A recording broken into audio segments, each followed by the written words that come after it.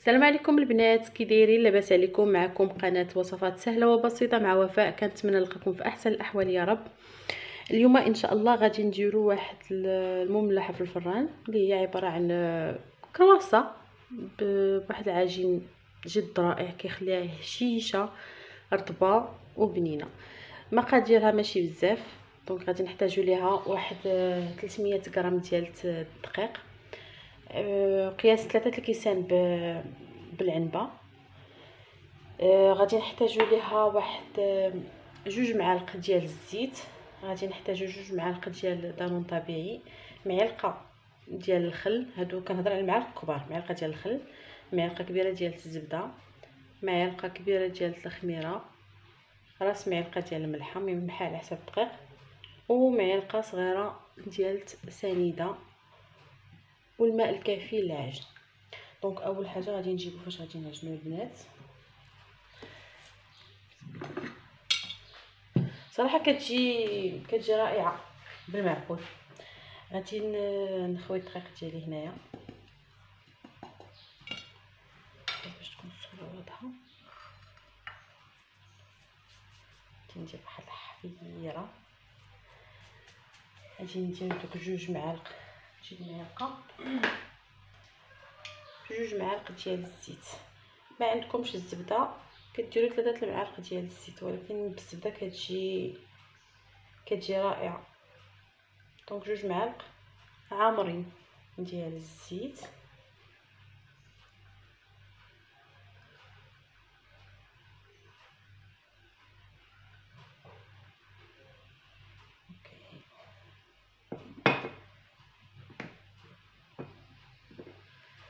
نحيد هاد الهواء، غادي ندير ديك القبيصه تاع سنيده، زعما المعلقه تاع سنيده وداك شويه تاع الملحه. غندير الخميره ديالي،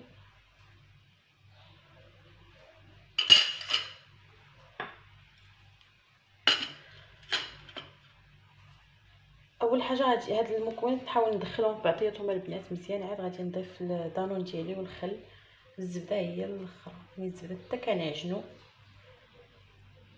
بليتو كندلكو بها، يعني ديك المعلقه تاع الزبده حتى كنجمعوا العجينه ديالنا عاد كندلكو بها.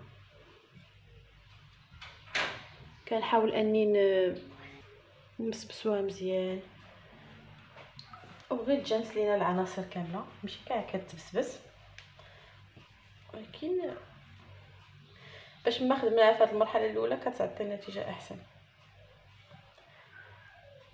صدقوني البنات كتجي رائعه جدا وكتجي خفيفه، كتجي واحد العجينه طيبه بالمعقول. غادي نضيف ديك المعلقه ديال الخل ديالي، معلقه كبيره. غادي نضيف دانون طبيعي بلا سكر 2 معالق كبار عامرين. بيتو كيدي لينا كاس تاع دانون تيبقى فيه واحد شويه،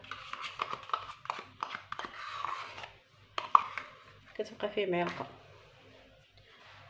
دونك غادي نجيبو الماء ديالنا ونبقى نخلط. الماء دافيه البنات، غير شويه بشويه تنجمع العجينه ديالي. انا ما بغيتهاش تكون جاريه، ما بغيتهاش تكون قاصحه، بغيتها تكون لينه.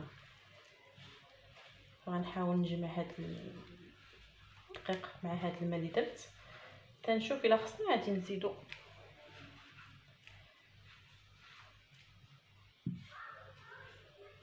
نزيد واحد 2 شريمه.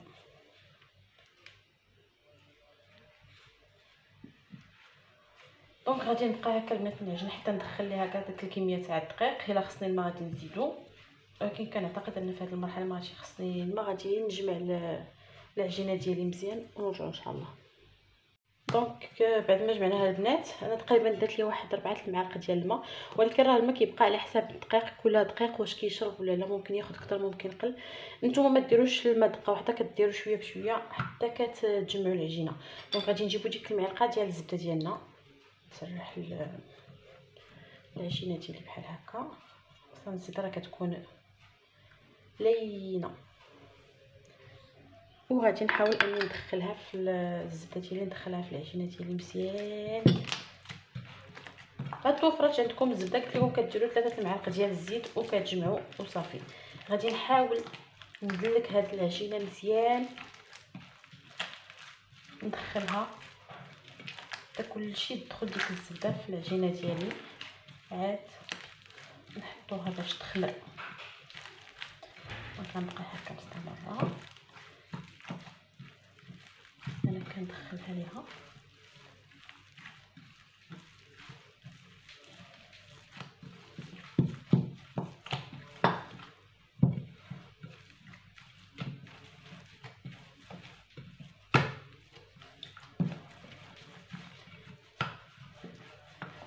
بعد ما دخلت الزبده ديالنا كامله العجينه ديالنا البنات.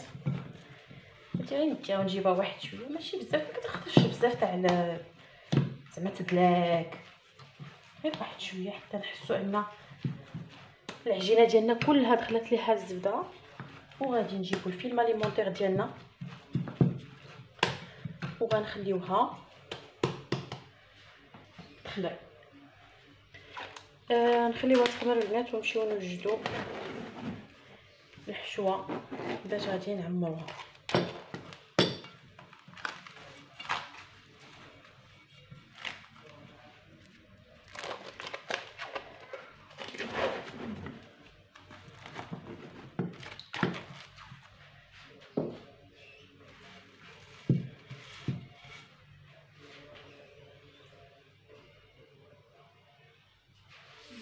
نجيب باش نقطعها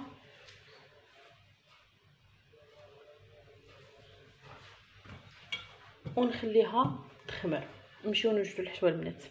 دونك حبيباتي جينا الحشوه. بالنسبه للفارس ديالنا محتاجين بشويه ديال الكفته. عندي هنا خيزيوه وحده محكوكه وواحد الكورجيطه هي محكوكه. عندي نص فلفله صفراء ونص فلفله حمراء، 2 معالق ديال الربيع، بصله كامله مشلوضه. حركت الكاميرا باش تبان لكم. بالنسبه للقوام عندي هنايا واحد شويه ديال الهريسه، شويه ديال الثومه بودغ الا ما كايناش كديروا الدريس تاع الثومه، معلقه ما عمرها ديال الكمون، معلقه عامره مزيان ديال التحميره، شويه الملحه وواحد راس معلقه ديال البزار. ما تنساوش انها ديري الهريسه. بالنسبه لهذا ديك المعلقه تاع دانون اللي شاطت لينا من العجينه هي اختياريه، بغيتو ديروها البنات ديروها، ما بغيتوش بلاش. وغادي نحتاجو الزيت. دونك غنبداو على بركه الله. دونك اول حاجه البنات غادي نديرو واحد شويه تاع الزيت،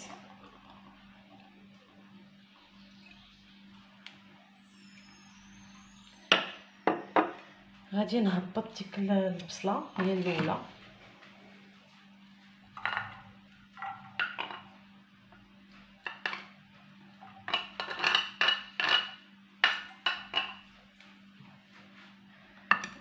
ونضيف عليها الملحه والبصل،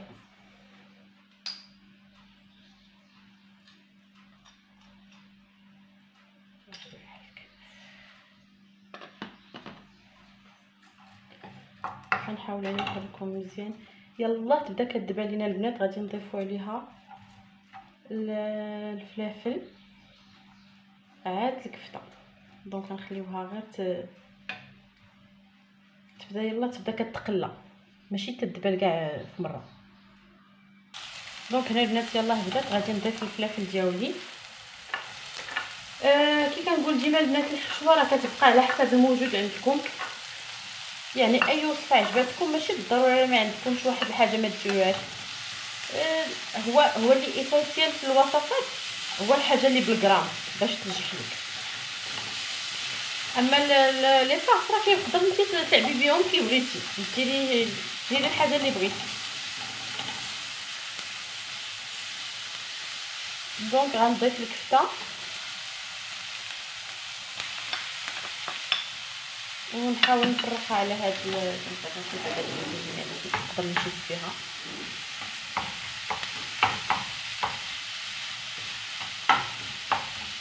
ممكن تكتفيو غير بالفلفل، ممكن تكتفيو غير بخيزو القرعه والكفته، ممكن تبدل الكفته ديروا الدجاج، ديروا الكبده تاع الدجاج، ممكن ديروا هكا الحشوه طيبوها وتزيدوا عليها الطون. تيبقى لا طاس كتبقى على حساب اشنو عندكم وشنو بغيتو.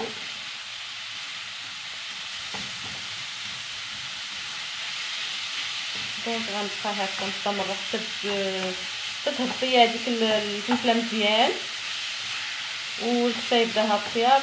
عاد غادي نضيف ليهم خيزو والقرع. الخيزو والقرع دغيا كيطيبوا ما كتقل من هذا. دونك غادي نقص عليهم العافيه وغنخليهم يطيبوا بالمهل. كي كنقول انا ما كنحاولش نزيد بزاف الماء في لي فارس اللي كندير، كنحاول انهم يطلقوا ماهم منهم ليهم، فكنقص العافيه كنبقى كنحرك بالملح حتى كيدبل ليا كلشي. دونك غنخليهم هكا نستمر هكا حتى نحس بهم دبلوا ودخلهم الطياب. عاد نرجعوا باش نكملوا البنات. بعد ما داب لنا هبطت لنا الفلفله ديالنا غادي نضيف الخيزو. قلت لكم انا عندي هنايا خيزيوه كامله وحده. ممكن ديروها ممكن تستغنيو عنها، ممكن تخلط لكم الفاص ديالكم. زدت خيزو، زدت الكرع ديالي. غادي نزيد ديك المعلقه ديال الدانون مسوس، وغادي ندير الكوان ديالي اللي هو التحميره والكمون والثوم بودر وداك شويه تاع الهريسه.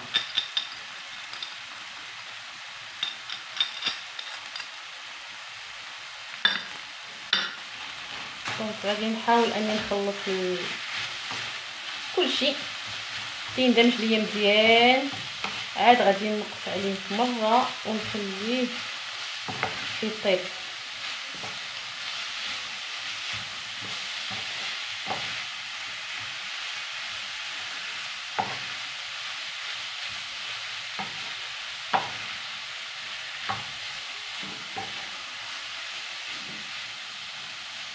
دونك غادي نقص عليه العافيه البنات ونخليه يطيب ليا مزيان. عاد نرجعوا. دونك حبيباتي هنا راه الحشوه ديالنا تقريبا وجدت. نزيد لها واحد شويه تاع الملحه. غادي نزيد دوك 2 معالق ديال الربيع صافي، وغادي نطفي عليها ونحطها تبرد بما نوجدوا العجينه. غادي نخليها جانبا تبرد وندير العجينه. دونك البنات هنا العجينه ديالنا هي خمرات. غادي نحاول. هنا عندي الحشوه بارده تماما البنات. عندي شويه تاع الفرماج غابي وعندي الدقيق. واش غادي نقطع؟ غادي نجيب واحد شويه تاع الدقيق.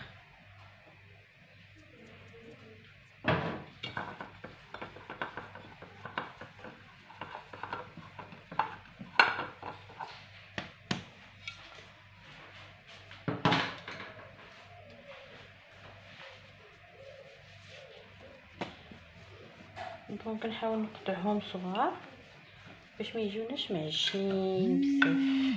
تقريبا الا خصو غادي نزيد، وعلى حسب الحجم واش بغيتوهم صغار ولا بغيتوهم كبار تيبقى هذاك لو شوا.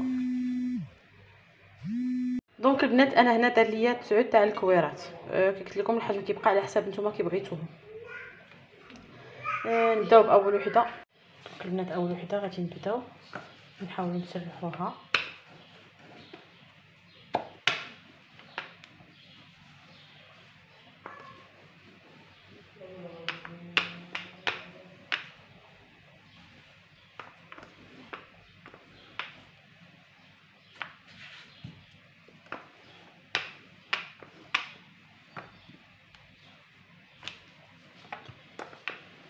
نسرحوها رقيقه باش ما تجيناش معجنه البنات.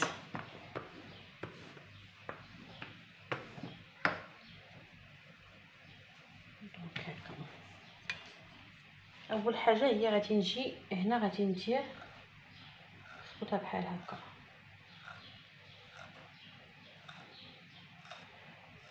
ممكن ديروهم عراض ممكن ديروهم رقاق. ما كنوصلوش للحاشيه ديال العجينه ديالنا. غادي نزيد واحد شويه تاع الحشوه. غادي نحطها هنا.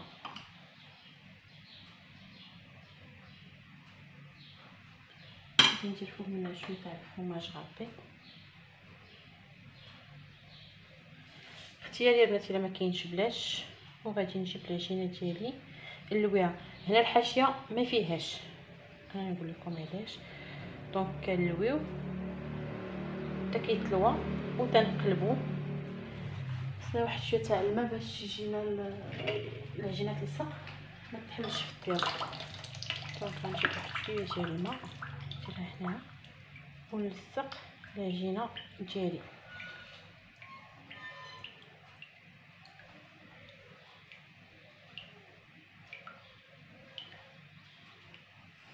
كتجينا على هذا الشكل البنات.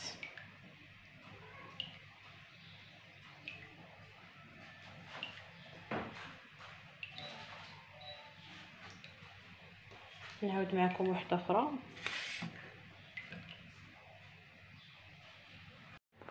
دونك غنسرحوها مزيان صافي دقيق باش العجينه رطبه بزاف كتلصق. نحاول نسرحها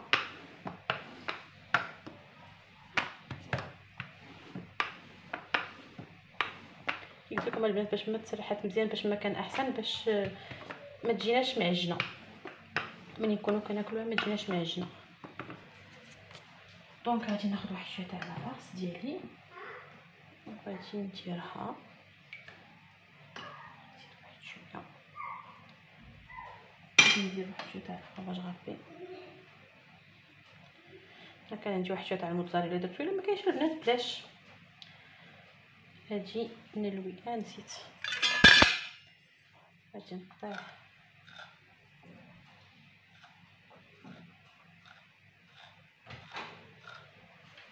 وغادي نلوي.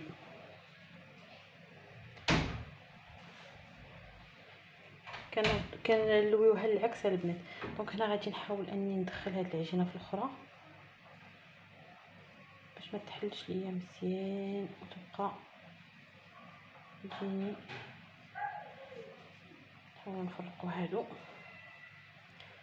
باش كيعطيو منظر زويون بحال هكا. كنحطوهم في اللاطه حتى تنساليو الكونتيتي. دونك البنات غنبقاو على هاد المنوال تنكملوا الكرواسه ديالنا كامله، عاد نرجع لكم ان شاء الله. بعد ما سالينا الخليط ديالنا البنات، عندنا غندوزو للتزيين. غنحتاجو لصفار بيضه، غنحتاج لواحد شويه ديال الخل، واحد شويه ديال التحميره والبافو والزنجان كيبقى اختياري. اول حاجه غنديرها البنات هي عندي هنا واحد تقريبا واحد المعلقه صغيره ديال الخل. غادي نضيف فيها هذيك راس معلقه ديال الملح ديال التحميره عفوا. غادي نخلط مزيان، ثم هذا الخليط غادي نضيفوه على البيضه ديالي. سبقتو في الخل البنات باش التحميره ما يبقاوش فيها دوك الكويرات، تندمج ليا مع الصفر مزيان. دونك غادي ندير هكا. دونك بعد ما خلطنا مزيان ديك التحميره مع الصفر ديال البيضه، غادي نجيبو البانسو ديالنا وندهن بشويه. صراحه البنات راه هاد الطريقه كتعطيها واحد اللون رائع. ندهنو لداخل برا.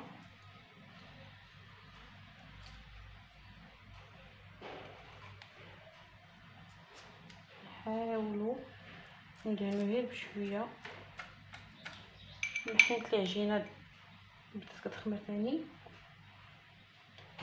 باش يبقى ما ديفورماش لينا. دونك غادي نستمر على هذا المنهاج تنكمل البنات، عاد غادي نرجع لكم. الخل البنات راه كيحيد الزفوريه ديال البيض، ما كيخليش البيض يتشم في الخل او الحليب. يعني ممكن ديروا الخل ممكن ديروا الحليب، جوجهم كيحيدوا الزفوريه ديال البيض ما كيخليوش.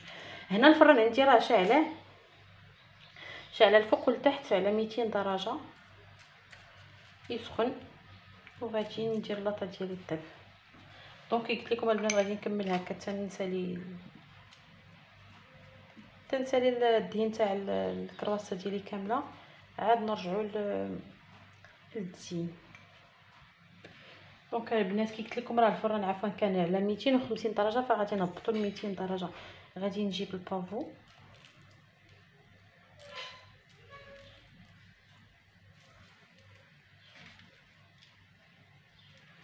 او الخشخاش.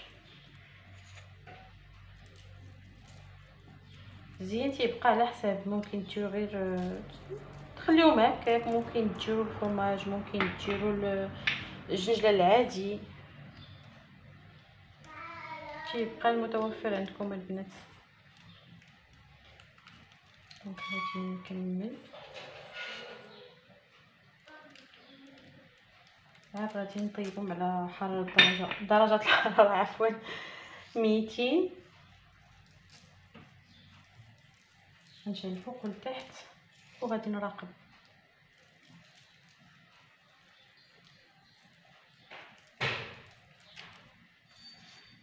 شويه تاع الكافو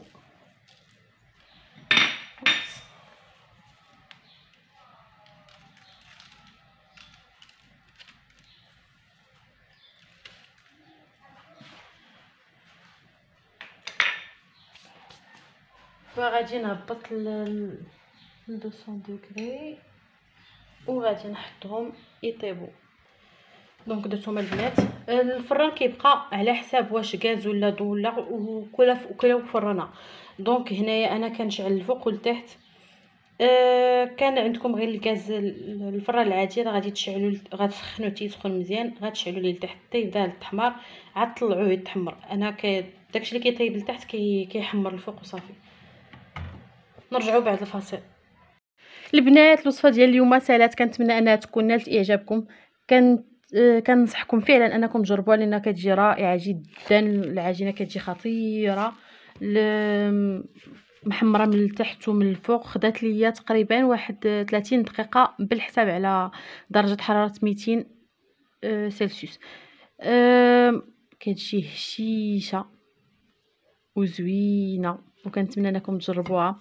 الا عجبتكم الوصفه بارطاجيو مع صحابكم مع احبابكم، تابوناو عندي، دعموني بلايك وبكومونتير، وكنتمنى نكون خفيفه على قلوبكم. الى وصفه قادمه ان شاء الله. شكرا.